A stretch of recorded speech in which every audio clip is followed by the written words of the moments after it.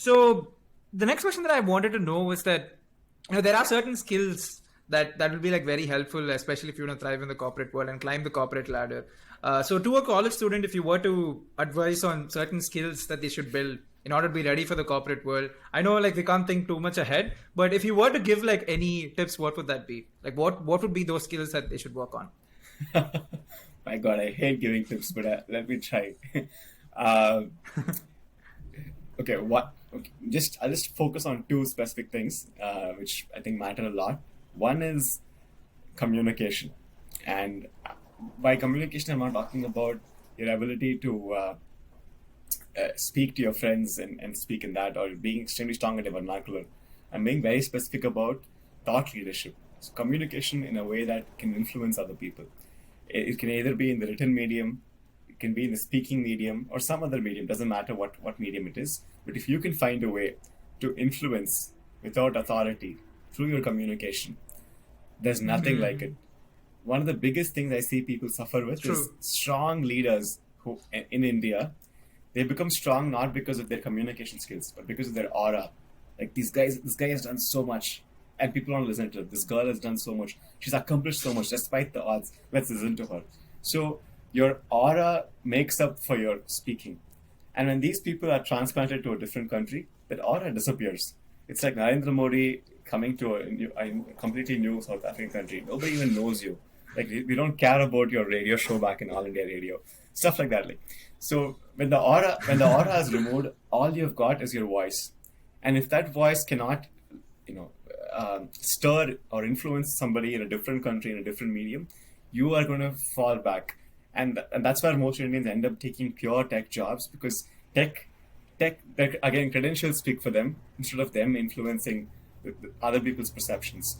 If you see the management cadre, or the strategy cadre, and the technical cadre in the world, the technical cadre, at least in the US, is dominated by Asians and Indians, whereas the management cadre isn't. That's because they have the voice of reason, the voice of influence, the voice of making change happen.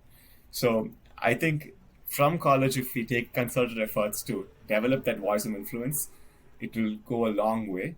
And it's definitely possible. I've seen people do it in hiding. I did not know why they were doing it, but then they eventually made it to huge MBAs. I realized it all played well for them. That was one. Another thing that I can think of is, do not stay away from risky opportunities. If there's one place that you can deal with adversity, deal with the ambiguity, deal with everything that can go wrong in your life and survive past it, it's college. So set yourself up for failure. It's okay, even for a brief period of time. But do not make these decisions. I know these wise friends of mine used to come and say, oh, that's too risky in second year of college. I'm like, what risk do you have? And stay away from certain things, or would hesitate to do something because it did not get them recognition to do a master's later, or not get the recognition that will look good on their resume or profile. So if you were to think of every experience of yours as a bulleted point on your resume eventually, or on your LinkedIn profile, that's probably not what the right approach to take.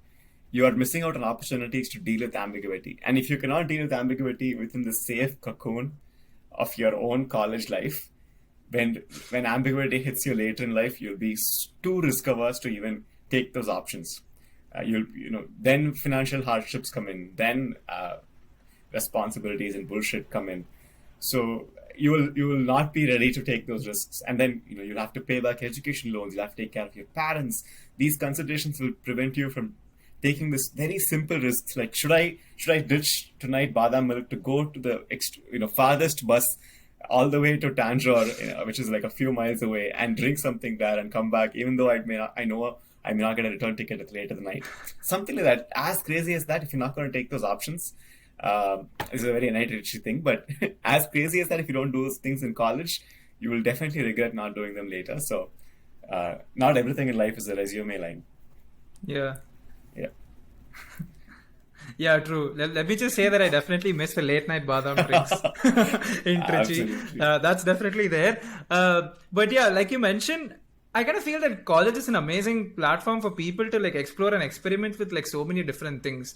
That's definitely there that people will judge you a little bit, but like how does that eventually matter? Because once you get in the corporate world, you start off with a clean slate again. Like there's no one there to judge you, so you can just explore, experiment so many different things, take so many different risks that are there because you kind of already have that safety net. You're kind of assured a job in most of the cases. You have like all of these TNP academics, everything that's kind of set, right? So that's always there. So it's always better to like explore and experiment like so many different things.